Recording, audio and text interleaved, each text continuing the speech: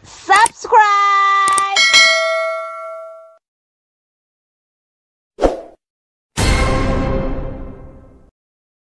Oke, assalamualaikum warahmatullahi wabarakatuh.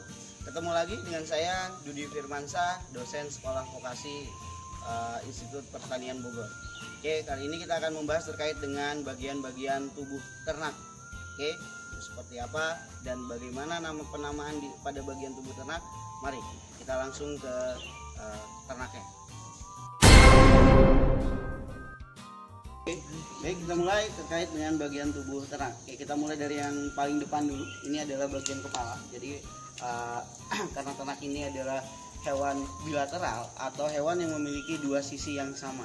Oke, atau dia memiliki titik simetris atau titik tengah, sehingga setiap bagiannya akan memiliki bagian yang sama. Oke, kita mulai dari bagian depan dulu. Di bagian depan ada yang namanya adalah muzzle atau kita sebutnya moncong. Oke, ini adalah bagian muzzle dari ternak. Oke, kemudian selain dari bagian muzzle ada bagian yang namanya adalah nostril. Oke, nostril ini adalah lubang hidung.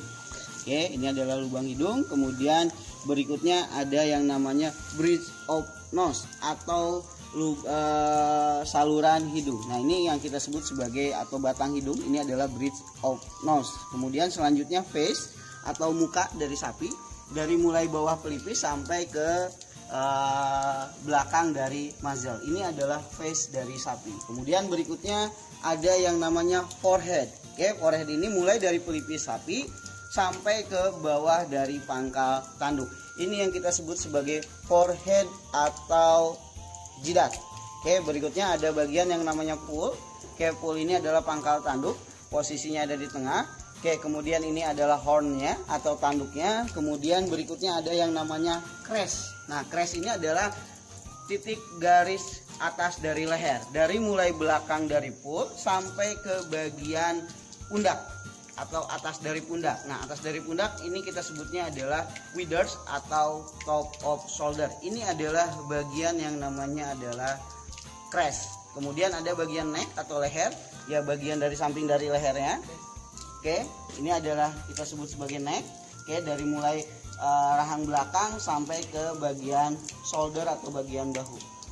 Bagian berikutnya ada yang namanya adalah bagian jaw atau rahang bawah.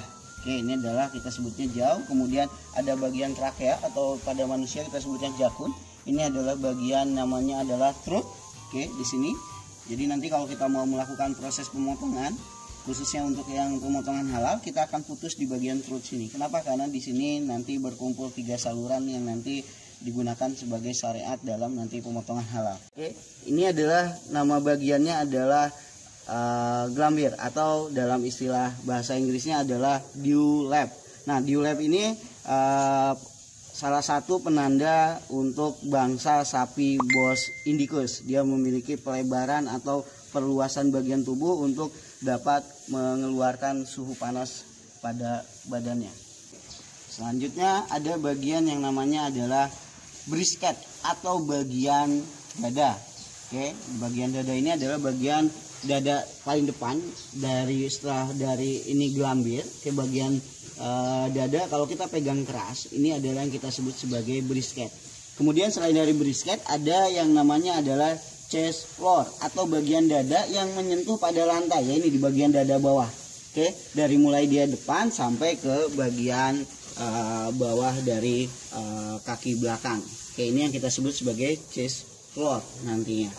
Oke, kemudian ada bagian juga ini penonjolan, karena pada sapi ini semuanya kaki, tetapi diistilahkan juga penonjolan ini adalah point atau point. Nah, ini adalah bagian sikunya atau kita sebut sebagai point of elbow.